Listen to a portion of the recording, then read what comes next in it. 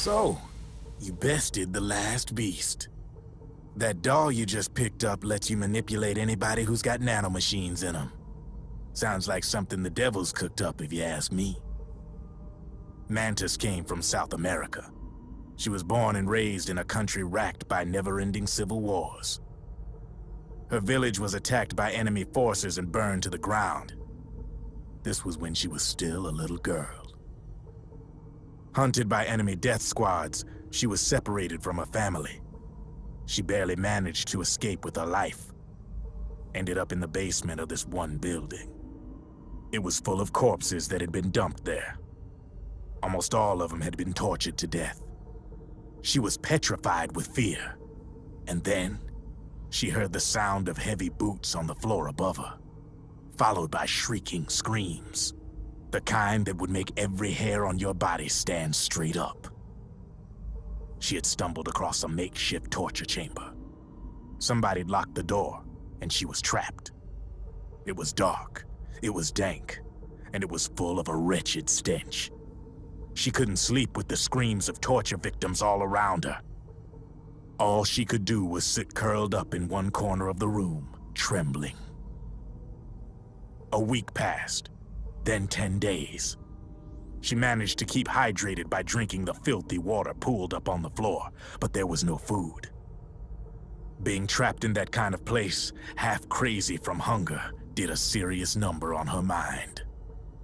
Did you know female mantises eat their mates? The screams went on day and night. She covered her ears, but it didn't help. And then, she was saved. By a little black mantis that taught her how to block out the screams, how to plug up her inner ears. What the hell are you talking about? I'm saying, Snake, that when she couldn't stand the hunger any longer, she started feeding on the corpses. But only the male ones. She didn't realize who was doing it. In her mind, it was a female mantis devouring her mates. It was like one big twisted waking dream. There was no mantis, of course. It was all a hallucination. Nothing more than some story spun by another person she'd created inside. Her unstable mind was what made her so vulnerable. Later, they ripped out what was left of her psyche with drugs and hypnosis and implanted the persona of Psycho Mantis. It wasn't her will that controlled the B&Bs. It was Psycho Mantis, half assimilated into her soul, pulling the strings. Screaming Mantis was just another puppet. Anyway, she survived several weeks down in that hellhole and finally got back to the surface. But the screams in her head didn't subside. They would always be with her. Only this time, they weren't real.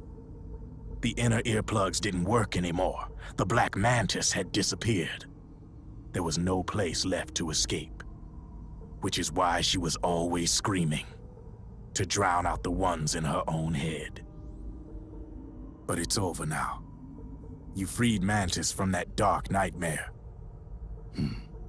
The last of them beasts. You got it, pal. Well, I'm done playing storyteller for a while. Now get going. GW's waiting. And this time, you get to make up the ending.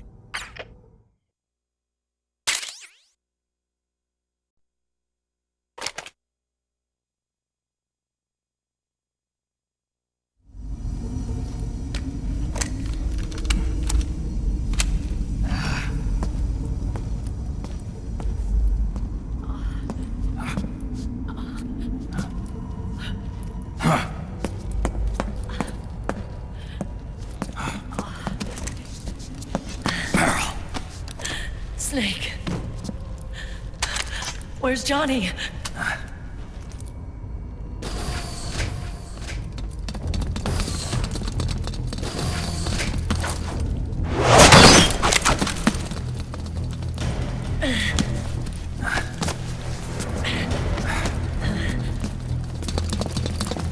They're here.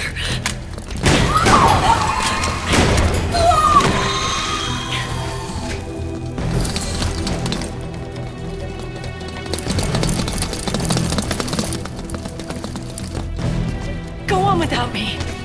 This time, I'll protect you. Go. Destroy DW while there's still time. While I'm still alive. Meryl.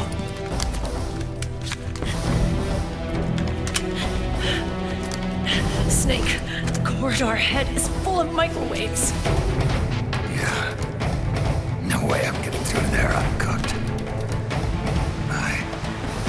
I'm sorry you got dragged into this.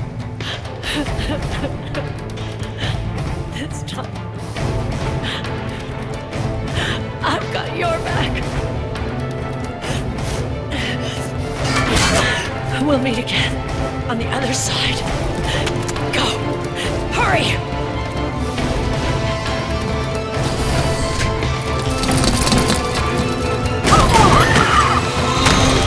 Go!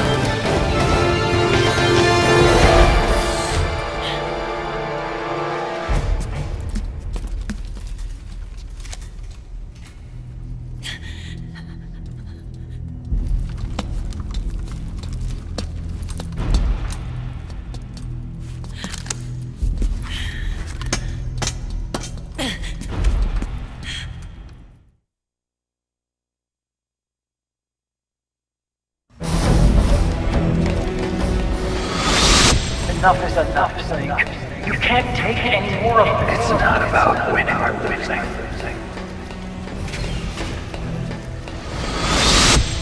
Tons of dying men enforce attention like bees where words are spent, they are seldom spent. Why don't we get somebody else? It's our duty.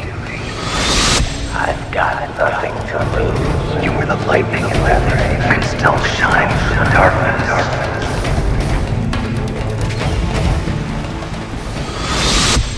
Go! Hurry! Sorry. We'll meet again on the other side. Time to do your duty. Failure. Spell doom for the